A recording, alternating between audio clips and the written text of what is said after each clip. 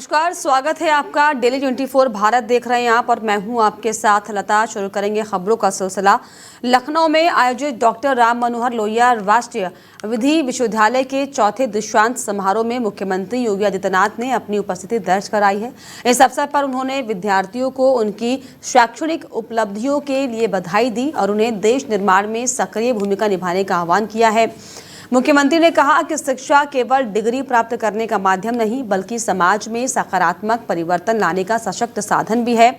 उन्होंने विद्यार्थियों को नैतिकता, अनुशासन और सेवा भावना के साथ ही अपने पेशेवर जीवन में आगे बढ़ने की प्रेरणा दी है।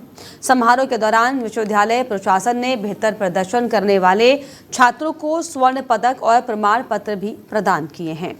सोनभद्र पुलिस ने नशे के अवैध कारोबार पर एक और बड़ी कार्रवाई करते हुए झारखंड के रांची से करोड़ों रुपए मूल्य की गैरकानूनी कफ सिरप की खेप को बरामद किया है। पुलिस ने बताया कि तस्कर इस कफ सिरप को चावल की बोरियों में छिपाकर परिवहन कर रहे थे यानी ले जा रहे थे। जांच के दौरान 134 पेटियों में भरी कुल 13,400 शीशियां जब्त की गई। इस अभियान से नशे के अवैध नेटवर्क को बड़ा झटका लगा। आपको बता दें कि कुछ सप्ताह पहले रॉबर्ट्सगंज में भी कफ सिरप की बड़ी खेप पकड़ी गई थी, जिससे पुलिस अब इस पूरे गिरोह के तार जोड़ने की फिराक में है। और अधिकारियों के अनुसार ये कार्रवाई मादक पदार्थों की अवैध तस्करी पर रोक लगाने की दिशा में एक महत्वपूर्ण सफलता मानी जा रही है।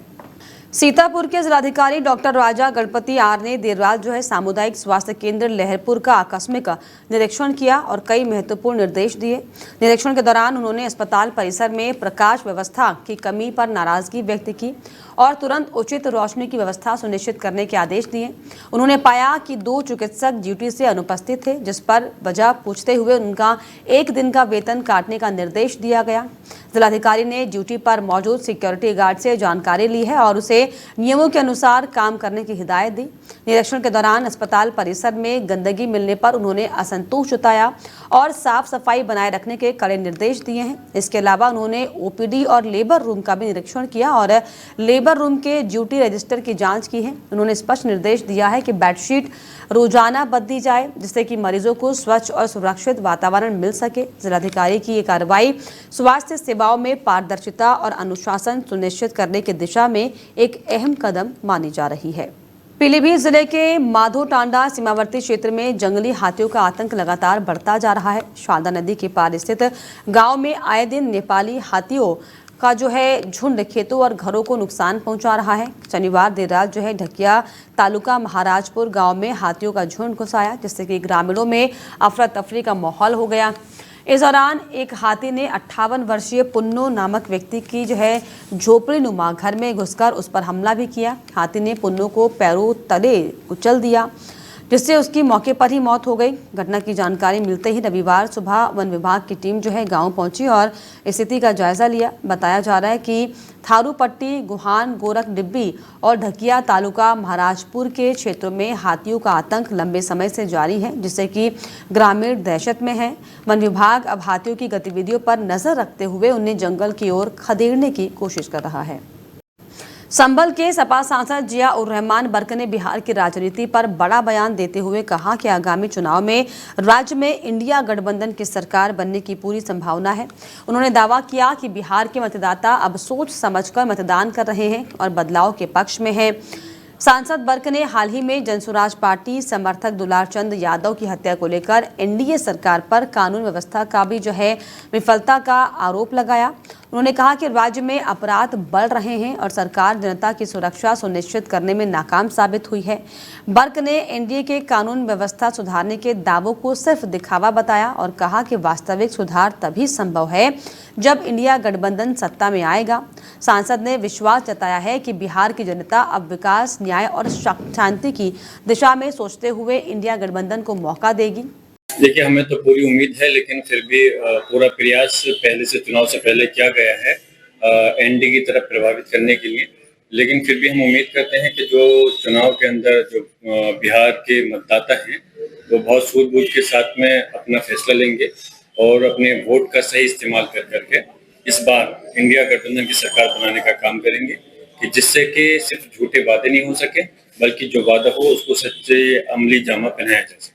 ज़ाहिर सी बात है, देखिए बिहार के अंदर सिर्फ इस बात को कहना कि जिस तरह से कि वहाँ पर क्राइम खत्म हो रहा है, लेकिन लगातार हम देखते हैं कि आए दिन घटनाएं होती हैं और वहाँ की राजधानी में भी हमें ये घटनाएं देखने को मिलती है। देखिए और इस पर ज़्यादा जानकारी के लिए संभल से मेरे सहयोगी रामपाल सिंह जुड़ गए हैं। रामपाल, जिस तरीके से हालांकि बिहार में चुनावी सरगर्मी तेज है, इसी कड़ी में जियाउर रहमान जो है महागठबंधन के समर्थन में बोलते हुए दिखाई पड़ रहे हैं और ये कह रहे हैं कि जो है बिहार में जो है इंडिया गठबंधन की सरकार बनेगी, समर्थन कर रहे हैं। क्या इसको जानकारी, विपक्ष इस पर क्या कह रहे हैं? देखिए मैं बता दूं लता, संभल में देखिए जिस तरीके से जो संसद का लगातार बयान जारी है, वो जो जैसे जिस तरीके से जो बिहार चुनाव को लेकर के जो पक्ष और विपक्ष आमने सामने हैं, जोरदार इसमें सरगर्मियां तेज होती हुई नजर आ रही हैं। तो वहीं सपा सांसद वर्ग ने एक बयान दिया है, इंडिया गठबंधन की जीत को लेकर के उन्होंने बात कही है और जीत की बात उम्मीद जताई है। और इस पर उन्होंने जो उम्मीदवार हैं और जो उनके जो उम्मीदवार हैं और एनडीए की कानून व्यवस्था के दावे को उन्होंने हवा हवाई बताया है। वहीं उसके बाद इंडिया गठबंधन कानून व्यवस्था दुरुस्त करने का दावा किया है। वहीं बिहार में इंडिया गठबंधन सरकार बनाने की उम्मीद उन्होंने जताई है। तो इस तरीके से जो बयान है लगातार इनका जारी है। पक्ष और विपक्ष जो है एक दूसरे पर हमलावर होते हुए नजर आ रहे हैं। वहीं जो बिहार में जो चुनाव जिस तरीके से देखे जा रहे हैं, वो एक महत्वपूर्ण और उत्तर प्रदेश के बाद में महत्वपूर्ण माना जा रहा है बिहार का चुनाव। तो उसके लेकर के जो पक्ष और विपक्ष दोनों जोर शोर पर आमने सामने से आकर के अपने अपने प्रत्याशियों के समर्थन में बयानबाजी करते हुए नजर आ रहे हैं। अब वो आने वाला वक्त बताएगा कि किस तरीके की पक्ष या विपक्ष को किसको मतलब कुर्सी मिलती है। लेकिन जो इनका जो बयानबाजी है लगातार इनकी जारी है।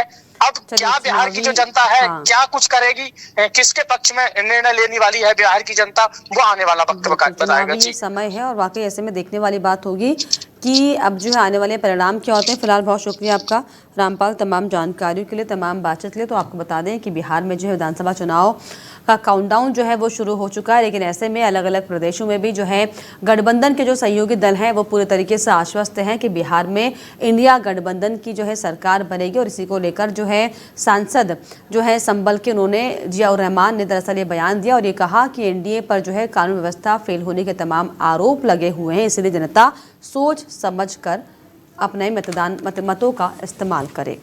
बलिया जनपद के सदर तहसील में आयोजित समाधान दिवस के दौरान जो है एक रोचक और सख्त समीक्षा देखने को मिली है।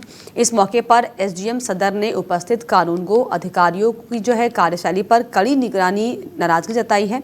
निरीक्षण के दौरान एसडीएम ने अधिकारियों से उनके दायित्वों और धारा 24 से जुड़े सवाल पूछे, लेकिन अधिकांश अधिकारी कोई संतोषजनक जवाब नहीं दे पाए।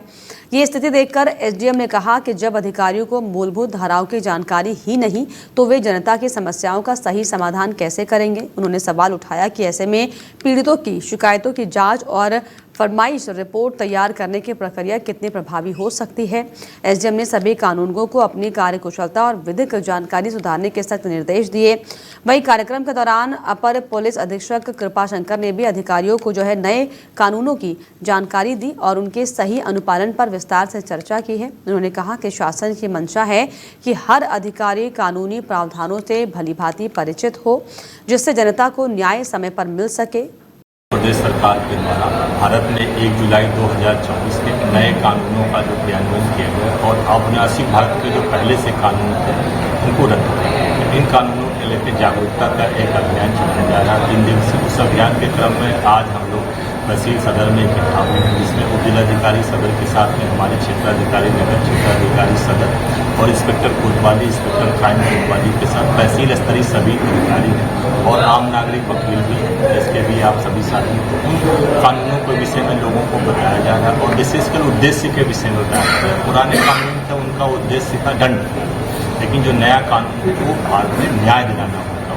जो भी शिकायत करता है पीड़ित वादी है उसको बेहतर, सुलभ, सरल और त्वरित न्याय दिलाना, ये हम सभी का उद्देश्य है। जो सर पीड़ित होते हैं, जो थाने पर जाते हैं और असहाय होते हैं, आप लोग पास जाते हैं, तो उन लोगों के लिए किस तरह का सजेशन रहेगी आप? उन लोग को ये सजेशन है, अगर किसी तरह से वो थाने पर नहीं जा पाते, वो किसी तरह से असमर्थ इलेक्ट्रॉनिक माध्यम से 0 FIR और EFIR का कॉन्सेप्ट नए कानून में किया गया है। आप वो स्वयं से अपने मोबाइल से या किसी जनसेवा केंद्र में जा करके अपनी शिकायत दर्ज करा सकते हैं और शिकायत का पुलिस नियम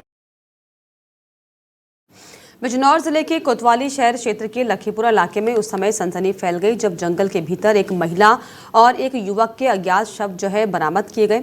स्थानीय लोगों ने बताया कि इलाके से तेज दुर्गंध आने पर उन्होंने जांच की तो झाड़ियों में दोनों शव पड़े मिले। इसकी सूचना तुरंत पुलिस को दी गई। सूचना पर पहुंची पुलिस टीम ने मौके का मुआयना किया तो पाया कि दोनों शवों को जंगली जानवरों ने बुरी तरीके से नोच डाला था, जिससे पहचान करना मुश्किल हो गया था। फिलहाल पुलिस ने शवों को कब्जे में लेकर पोस्टमार्टम के लिए भेज दिया है और उनकी शिनाख्त कराने के प्रयास शुरू कर दिए हैं। घटना ने क्षेत्र में भय और रहस्य का माहौल पैदा कर दिया। पुलिस अब ये जांच कर रही है कि ये मामला हत्या का है या फिर किसी अन्य कारण से हुई मौत का। अधिकारियों का ये कहना है कि पोस्टमार्टम रिपोर्ट आने के बाद ही मौत के कारणों का खुलासा हो पाएगा। ये थाना कोतवाली में गांव लखीपुरा में एक पुरुष और एक महिला के शव मिलने की सूचना प्राप्त हुई थी, जिस पर तत्काल पुलिस बल के साथ अभी मौके पर निरीक्षण किया गया। दोनों के एज ग्रुप्स लगभग 20-25 ईयर्स प्रतीत हो रहे हैं। ऐसा लग रहा है कि जैसे दोनों शव किसी पेड़ से लटके हुए रहे हों और उसके बाद शव के बाहर से रस्सी बीच से टूट गई और उसके बाद जो फीमेल बॉडी है उसको किसी जानवर ने ड्रैग किया हो और दोनों हाथों का एरिया उन्होंने खा लिया है। ऐसा देख कर लग रहा है 2-3 दिन पुरानी हो प्रॉब्ली बॉडीज़। पूरे चेहरे पर कीड़े लगे हुए हैं। बॉडीज़ की शिनाख्त करने की प्रयास की जा रहे हैं और अग्रिम विधिक कार्रवाई की जा रही है। बलिया से बड़ी राजनीतिक खबर सामने आई है, जहां पर समाजवादी पार्टी के राष्ट्रीय अध्यक्ष अखिलेश यादव ने जिले के युवा और ऊर्जावान नेता मोहम्मद जुबैर खान उर्फ सोनू को पार्टी में महत्वपूर्ण पद की जिम्मेदारी सौंपी है। उन्हें सपा की प्रदेश कार्यकारिणी की मुख्य इकाई में शामिल करते हुए प्रदेश सचिव नियुक्त किया गया। इस नियुक्ति की घोषणा के बाद बलिया सपा कार्यालय में जश्न का माहौल देखने को मिला है। इस अवसर पर सलेमपुर में से सपा सांसद रमाशंकर राजभर, सपा जिलाध्यक्ष एवं विधायक संग्राम सिंह यादव समेत बड़ी संख्या में कार्यकर्ता मौजूद रहे। सभी ने मोहम्मद जुबैर खान का भव्य स्वागत किया और पार्टी नेतृत्व का आभार व्यक्त किया है। सपा नेताओं का ये कहना है कि जुबैर खान को प्रदेश स्तर पर जिम्मेदारी मिलना पार्टी के लिए एक नए जोश और ऊर्जा का प्रतीक है, जो कि संगठन को और ज़्यादा मजबूत करेगा। तो अखिलेश यादव ने जुबैर खान को बड़ी जिम्मेदारी सौंपी है और इसमें आपको बताएं कि सपा प्रदेश कार्यकारिणी में प्रदेश सचिव वो बनाए गए हैं, जिससे युवाओं में काफ़ी उत्साह दिखाई पड़ रहा है, जिसका जो जश्न है वो सपा कार्यालय में मनाया गया है। मेरा नाम मोहम्मद जुबैर खान सोनू है। मैं समाजवादी पार्टी का जिला उपाध्यक्ष था मेन पार्टी का, और मुझे माननीय अखिलेश यादव जी ने एक बड़ी जिम्मेवारी समाजवादी पार्टी के प्रदेश कार्यकारिणी की मेन पार्टी में प्रदेश सचिव बनाया है। इसके लिए मैं समाजवादी पार्टी की सभी बलिया के नेताओं का और राष्ट्रीय अध्यक्ष जी का विशेष आभार करता हूं कि मेरे जैसे कार्यकर्ताओं को इतना बड़ा सम्मान दिया, क्योंकि मैं 2002 से समाजवादी पार्टी से जुड़ा हूं। ब्लॉक अध्यक्ष से लेके यूथ का, विधानसभा का सचिव, जिला सचिव, फिर प्रदेश का युजन सभा का सचिव, फिर राष्ट्रीय सचिव मुलायम सिंह यूथ ब्रिगेड, फिर जिले में अब जाके मेन पार्टी का जो एक सम्मान मिला है, निश्चित मेरे जैसा छोटा कार्यकर्ता अपने नेता और जनपद के सभी नेताओं का आभार करता हूं। देखिए, हमारे नेता अखिलेश यादव जी कार्यकर्ताओं का बड़ा सम्मान करते हैं और उसी सम्मान में आज जनपद में भाई जुबैर सोनू जी को और भी हमारे 4 कार्यकर्ताओं को जिला की जिम्मेवारी दी है। इसके लिए मैं अपने राष्ट्रीय अध्यक्ष जी को बहुत बहुत बधाई देता हूं और नवनिर्वाचित जितने पदाधिकारी, नामित पदाधिकारी हैं, सभी पदाधिकारियों को बधाई देता हूं। इसी कार्यक्रम में मैं आया। और दूसरा, हमारे नेता अखिलेश यादव जी ने कार्यकर्ताओं के दुखों में भी बलिया जिले के ऐतिहासिक दादरी ददरी मेले में इस वर्ष झूलों की नीलामी ने नया कीर्तिमान स्थापित किया है। वर्ष 2025 में झूलों की नीलामी रिकॉर्ड 1.30 करोड़ रुपए में संपन्न हुई, जो कि पिछले वर्ष 2024 के 82.10 लाख रुपए की तुलना में 46.90 लाख रुपए अधिक है। ये अब तक की सबसे बड़ी बोली रही है, जिससे कि मेला प्रशासन और जिला अधिकारियों में उत्साह का माहौल देखने को मिला। जिलाधिकारी के निर्देशों के तहत शुक्रवार को गंगा बहुउद्देशीय सभागार में मुख्य विकास अधिकारी ओजस्वी राज की अध्यक्षता में गठित समिति के समक्ष ये खुली और पारदर्शी नीलामी प्रक्रिया आयोजित की गई है। इस दौरान मीडिया प्रतिनिधि, बोली लगाने वाले दर्शक और संबंधित अधिकारी बड़ी संख्या में उपस्थित रहे। नीलामी की पूरी प्रक्रिया को यूट्यूब पर लाइव प्रसारित किया गया, जिससे कि पारदर्शिता बनी रहे। अधिकारियों ने बताया कि ये दादरी मेले के इतिहास में झूलों की अब तक की सबसे ऊंची बोली है। इस अभूतपूर्व वृद्धि से न केवल मेला आय में जबरदस्त बढ़ोतरी होगी, बल्कि प्रशासन को सुविधाओं और व्यवस्थाओं को और बेहतर बनाने में भी सहायता मिलेगी। प्राप्त धनराशि का उपयोग जो है मेले में आने वाले जनपद वासियों और व्यापारियों को उत्कृष्ट सुविधाएं उपलब्ध कराने में किया जाएगा, जिससे कि दादरी मेला प्रदेश में अपनी पहचान और भी मजबूत कर सकेगा। संभल जिले में देवोत्थान एकादशी के शुभ अवसर पर आयोजित बाबा खाटू श्याम की वार्षिक निशान यात्रा में भक्ति और उत्साह का अनोखा संगम देखने को मिला है। इस अवसर पर माध्यमिक शिक्षा मंत्री गुलाब देवी ने हरी झंडी दिखाकर यात्रा की शुरुआत की। यात्रा के दौरान मंत्री गुलाब देवी पूरी तरह से भक्ति की भावनाओं में सरोबोर नजर आई हैं। उन्होंने मंत्री राधाकृष्ण के साथ भजनों की धुन पर थिरकते हुए बाबा खाटू श्याम के जयकारे लगाए, जिसका वीडियो अब सोशल मीडिया पर जो है तेजी के साथ वायरल हो रहा है। वहीं इसके बाद उन्होंने महाआरती में भी जो है भाग लिया, जहां पर भक्तों की भीड़ ने पूरे माहौल को भक्तिमय कर दिया, भक्ति के रस से भर दिया। पूरे बहजोई शहर में निशान यात्रा धूमधाम से निकाली गई, जिसमें सैकड़ों श्रद्धालु शामिल हुए। भक्ति, संगीत और आस्था से सरोबोर ये जो यात्रा थी लोगों के लिए एक आध्यात्मिक अनुभव बन गई और लोगों ने इस यात्रा में है जमकर इसका लुत्फ उठाया है।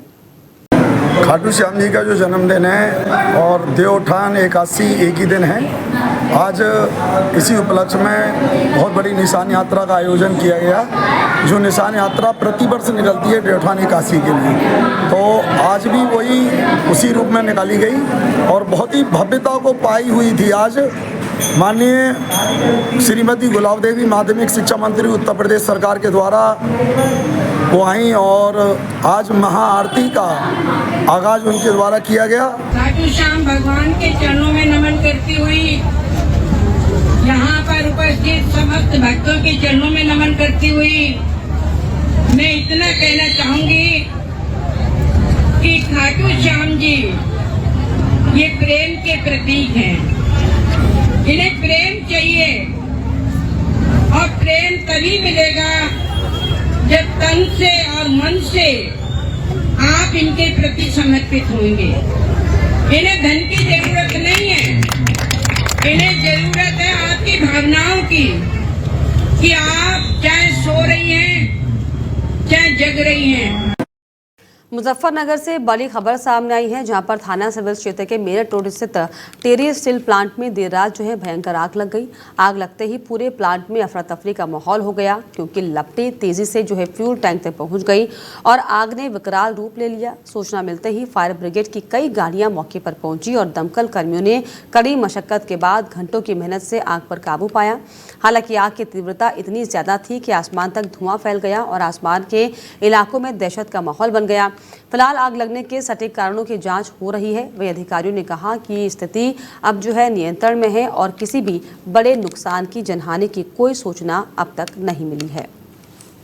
अगली खबर कुशीनगर से है, जहां पर पुलिस और 25,000 रुपए के नामी पशु तस्कर राकेश कुशवाहा के बीच मुठभेड़ हो गई। ये घटना अहिरौली बाजार थाना क्षेत्र के बोदरवार मार्ग पर हुई, जहां पर पुलिस ने आरोपी को रोकने की कोशिश की तो उसने फायरिंग शुरू कर दी।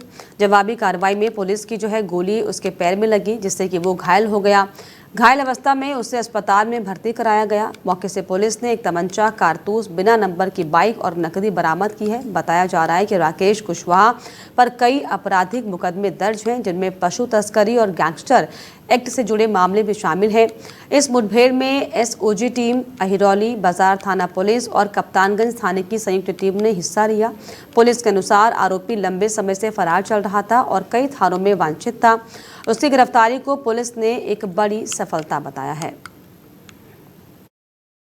आज दिनांक 2 नवंबर 2025 को थाना अहिरौली बाजार क्षेत्र में एक गो तस्कर के छुपे होने की सूचना प्राप्त हुई। सूचना पर तत्काल थाना अहिरौली बाजार, थाना कप्तानगंज और स्वाट की एक संयुक्त टीम गठित की गई और इन्हें अहिरौली बाजार बोदरवार मार्ग पर चेकिंग हेतु लगाया गया। चेकिंग के दौरान सामने से एक बाइक पर एक व्यक्ति आता हुआ दिखाई दिया, जिसे चेकिंग टीम के द्वारा रोकने का प्रयास किया गया, परंतु उक्त व्यक्ति के द्वारा चेकिंग टीम पर फायरिंग की गई। प्रतिरक्षा जवाब में चेकिंग टीम के द्वारा फायरिंग की गई, जिसमें उक्त बाइक सवार घायल हुआ। आज और अब मुजफ्फरनगर की बात, जहां पर महज 3 घंटे के भीतर जो है लगातार 3 मुठभेड़ें हुई हैं। पुलिस और अपराधियों के बीच हुई इन मुठभेड़ों में 3 बदमाश गोली लगने से घायल हो गए। इनमें नसीम, मुरसलीन और निक्की शामिल हैं। बताया जा रहा है कि मुरसलीन पर 15,000 रुपये और निक्की पर 10,000 रुपये का इनाम घोषित था। सूत्रों के मुताबिक मुरसलीन और निक्की दोनों नई मंडी कोतवाली क्षेत्र के वांछित अपराधी थे। वहीं सिटी कोतवाली क्षेत्र में पुलिस की गोली लगने से नसीम घायल हुआ। पुलिस ने मौके से 3 तमंचे, कारतूस, एक बाइक और गौकशी में इस्तेमाल होने वाले उपकरण बरामद किए हैं। मुठभेड़ों के बाद पूरे इलाके में सुरक्षा व्यवस्था को जो है कड़ा कर दिया गया। पुलिस अधिकारियों ने बताया कि तीनों बदमाश लंबे समय से पुलिस की पकड़ से बाहर थे और कई मामलों में वांछित थे। इनकी गिरफ्तारी को पुलिस ने बड़ी कामयाबी बताया है। और इसी के साथ इस बुलेटिन में फिलहाल इतना ही। देश और दुनिया की तमाम खबरों के लिए आप देखते रहिए डेली 24 भारत। नमस्कार।